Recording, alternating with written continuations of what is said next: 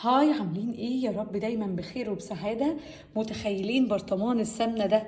انا عملته في البيت. بصوا البرطمان اهو. انا عملته كله في البيت من وش اللبن، وعملت طبق المورطة الخطير ده برضو من البيت، من حاجات كلنا ممكن نكون مش بنهتم بيها ولا عارفين هي اصلا ممكن نعمل بيها ايه. كل ده بحاجات بسيطة من بيتك، مش هتكلفك ولا جنيه. مجرد ان انت هتجيبي اللبن بس تشربيه وتشيلي الوش بتاعه، وهنعمل بيه احلى برطمان سمنة بلدي. هتوفري بيه اكتر من 500 او 600 جنيه، واضمن واصح من بتاع بره. بره احنا مش عارفينه متهدرج ولا مش متهدرج ولا معمول من ايه، وبيخلطوا اصلا الزبده بتاعت السمنه بحاجات كتير، ببطاطا وبطاطس. انت بقى جايبه برطمان السمنه بتاعك ده، عاملاه على ايدك ومطمنه لكل نقطه فيه انها صحيه 100%. يلا بينا نشوف عملناه ازاي. اول خطوه عندي في السمنه اللي بعملها في البيت، بحوش وش اللبن ده. وش اللبن ببيت اللبن يوم في التلاجة، لما بجيبه بغليه، لما بيبات تاني يوم بيعمل لي طبقه على الوش كده، هي دي بتبقى السمنه. سوري، الوش اللي هاخده واعمل بيه سمنه. بحوشهم في الفريزر مره على مره مره على مره. لما بتحسي ان انت كونتي كميه كويسه، بتنزليهم تحت في التلاجة ليله كامله لغايه ما بترجع كريمي كده. لا، مش بنحتفظ بيها في التلاجة طبعا، علشان هتبوظ. يعني مش هينفع استنى كل الفترة دي شهور في التلاجة، فانا بحتفظ بيها في الفريزر.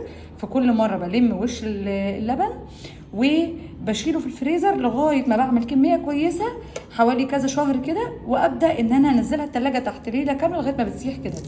هعمل ايه دلوقتي بقى؟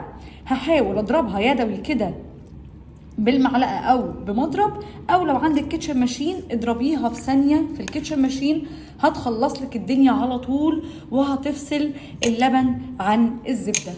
انا دلوقتي هحطه في الكيتشن ماشين لان انا بصراحه مش قادره اضرب خالص. فانا هحطه في الكيتشن ماشين وهوريكم ازاي مجرد ما بيتضرب ضربتين ثلاثه بيفصل، وتلاقي فيه لبن كده اتكون بره وكور ناشفه زي كور الزبده بتاعه السمنه اللي بتجيلنا من بره وبنسيحها.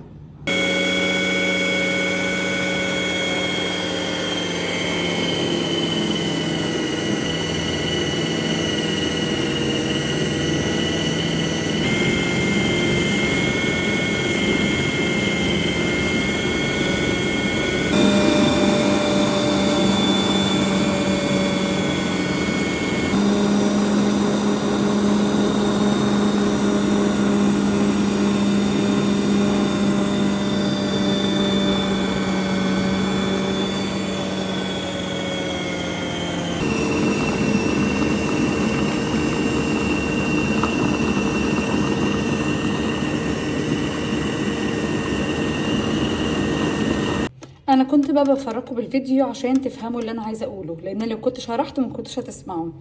انا حطيت وش اللبن زي ما قلت لكم هنا. هقول تاني، وش اللبن ده جبته ازاي؟ بجيب اللبن وبغليه وببيته يوم في التلاجة، بيعمل لي طبقة وش. الوش دي بشيله في الفريزر وبحتفظ بيه، بجمعه مرة على مرة لغاية ما يديني كمية، وبعد كده بنزله قبل ما اضربه كده واعمله سمنة قبلها بيوم في التلاجة. بصوا كده بقى الزبدة بدأت تظهر. هقول لكم تاني احنا عملنا ايه. احنا جبنا وش اللبن اللي بيتناه بعد ما جبنا اللبن وغليناه عادي جدا، وبيتناه في التلاجة، بيعمل لي طبقة وش. بجمعهم واحطهم في الفريزر، ولما باجي اعمله سمنة بنزله في التلاجة كل الوش اللي انا حوشته، وبحطه قبلها بيوم في التلاجة عشان يسيح، عشان اعرف اضربه في الكيتشن ماشين. ضربته حوالي 10 دقايق متواصل لغاية ما يفصل اللبن عن الزبدة. اللبن ده احنا مش بنرميه، احنا دلوقتي هنعصر الزبدة دي من اللبن، واللبن اللي هيطلع هنحتفظ بيه ونعمل بيه مخبوزات عادي، احنا مش بنرمي حاجة. لكن الوش ده اللي هيعمل لي السمنة بتاعتي. هعصر دلوقتي الزبدة واعملها كور وافصلها عن اللبن اللي طالع معايا. اللبن ده يعتبر زي اللبن المكثف اللي بيتباع في المحلات وبأرقام. عندك في البيت تعمليه بكلام عبيط جدا. كده دي كمية الزبدة بعد ما عصرتها، يعني اللي اتضرب ده انا عصرته طلع ده المجمد، وطلع دول حوالي نص كوبايه من اللبن المكثف اللي قلتلك عليه. ده مش هنرميه، هنستخدمه في معجنات، حلويات، كيكه، معاكي في اي حاجه ممكن تعمليه بيها مخبوزات. بصوا بقى، انا كده ولعت النار وهوطيها خالص. دي هتسيح دلوقتي، هتطلع لي سمنه ومرته. اللي هيفضل في القعر ده المرته، واللي على الوش ده السمنه. المرته دي بقى ممكن تستخدميها مع بيض او تسيحيها وتاكليها كده براحتك، بتبقى لذيذه جدا. وكده يبقى وفرتي وعملتي سمنه في البيت. هنهدي عليها النار خالص ونسيبها تسيح واحده واحده. هوريكم دلوقتي وهي بتسيح. اللبن بقى اللي اتبقى عندي ده انا هحطه في الفريزر، وقت ما احتاجه هطلعه واستخدمه على طول. بصوا معايا كده اهي بتسيح واحده واحده زي شايفين كده. اللي هيطلع لي ده سمنه خلاص، سمنه ومرته. وطبعا لو في اي بخار ميه، يعني شويه لبن زياده احنا ما عصرناهمش كويس، بيطيروا كبخار ميه، يعني بيبقى لي السمنه.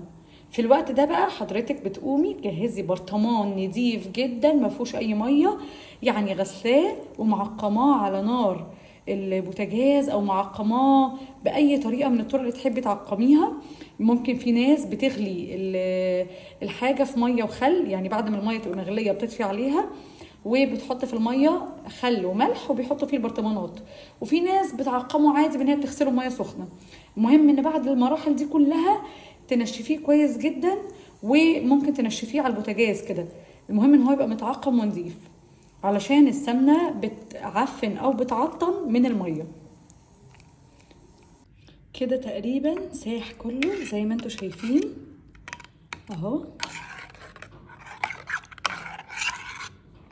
وهفضل مكمله على نار هاديه شويه بقى، وبتحسوا ان هي تقلت. بصوا يعني ايه، تحسوها كده تقلت في ايديكوا وابتدت ايه تخرز، تحسوها عملت فرافيت كده، فاهمين؟ بصوا تقلت كده كانها كريمي كده. خلاص فاضل لها ثواني والسمنه تفصل. انا معلش عشان البخار بيعمل في الكاميرا ده عندكم ولا لا، بس هي بصوا تقلت وبصوا بدات تعمل ايه فرافيت كده كده. هي خلاص هي قربت تفصل، يعني فاضل لها ثواني وهتلاقوا فجأة السمنة ظهرت على الوش والمرتة نزلت في القعر تحت وكده اهي بدأت تتغير خالص.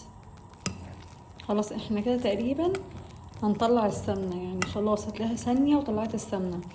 معلش احنا بناخد خطوات كده ووقت، بس بتطلعي حاجة في الاخر انتي ضمناها بنفسك نظيفة وجميلة وحلوة في البيت، بدل ما بتجيبي حاجات متهدرجة من بره انتي مش عارفة اصلا معمولة ازاي.